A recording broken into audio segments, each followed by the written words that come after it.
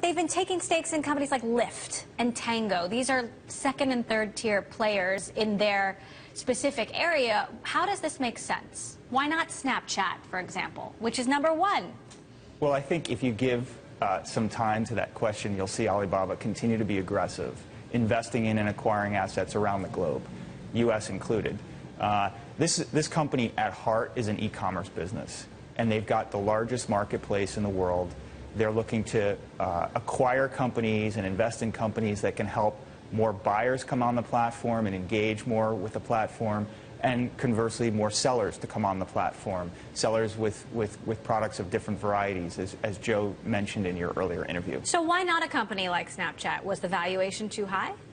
Well, I think that they're going to look at lots of companies, Snapchat and many, many others, and they'll make the assessment with each company as to whether or not it's going to serve their needs, which again is to build their marketplace. Why didn't Snapchat serve their needs? Snapchat is a really interesting business. It has a lot going for it, and it's also a business that's very focused on a specific set of users. Alibaba has to look at that investment just like any other, and again determine whether or not it's really going to fit the needs of their marketplace. I thought his answer to my PayPal question was interesting because he said, we think that's going to happen, that transaction is going to happen next year, meaning PayPal will be spun off from eBay next year. So obviously they're following it. Oh yeah. What does that mean? So again, you have to realize Alibaba is a company that's now playing on a global stage. So they're going to look at all major companies, all major deals going on around the world. The U.S. is a big part of their business going forward, and certainly any transaction with a PayPal, with an eBay, is going to catch their attention. How interested are they in PayPal? Why would they be interested in PayPal?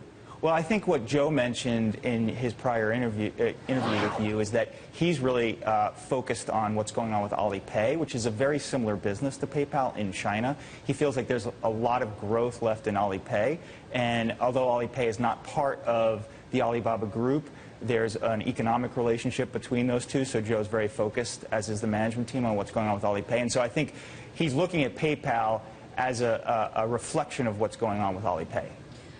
The Apple-Alibaba potential partnership, you don't hear Apple being very open about the future in any way, shape, or form. And here you have Tim Cook saying he'd be open to a marriage. Jack Ma said the same thing. I know that they were both being effusive, but, it sounds like something's going to happen there, that they don't just like each other very much. Well, I think something already is happening if you take the perspective of this is all about Apple and its focus on China. I was in China all last week, and I can tell you that the economy there is continuing to boom, regardless of, despite what you may hear from pundits here, there's consumerism's on the rise in China, particularly in the new economy.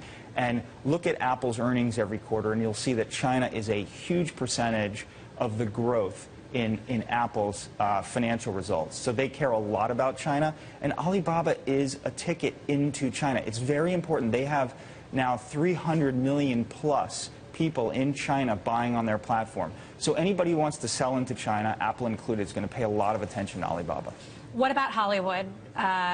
Jack Ma has been making a tour through Hollywood. Obviously, there's the Lionsgate situation. What does Alibaba want out of Hollywood? What does Hollywood want out of Alibaba?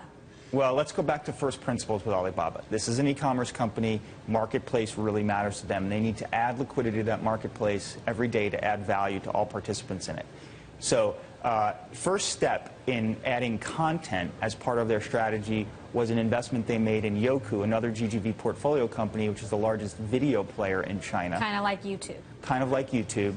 That's a first step, and that's an opportunity for them to bring video onto their platform, help merchants sell via video, where there's lots of consumers who are very engaged with the content. I think you'll see the same moves with Hollywood. They'll look to add content, look to ultimately add engagement to the platform, which again adds liquidity and ultimately drives value. E-commerce asal Tiongkok Alibaba mengakuisisi saham mayoritas dari perusahaan situs belanja Lazada. Investasi ini terdiri dari penanaman equity capital baru sebesar 500 juta dolar Amerika Serikat dan akuisisi saham Lazada dari sejumlah pemegang saham lain. Langkah Alibaba mencerminkan upaya raksasa e-commerce negeri tirai bambu itu dalam berekspansi ke Asia Tenggara. Menurut CEO Lazada Group, Max Bittner, wilayah Asia Tenggara yang menjadi daerah operasional Lazada adalah pasar menarik dengan ruang luas untuk terus berkembang. Namun, di sisi lain Alibaba tak luput dari tuntutan hukum karena dituduh menjual barang palsu, seperti gugatan produsen pakaian ternama Gucci dan Yves Saint Laurent yang menuntut ganti rugi atas pelanggaran hak cipta.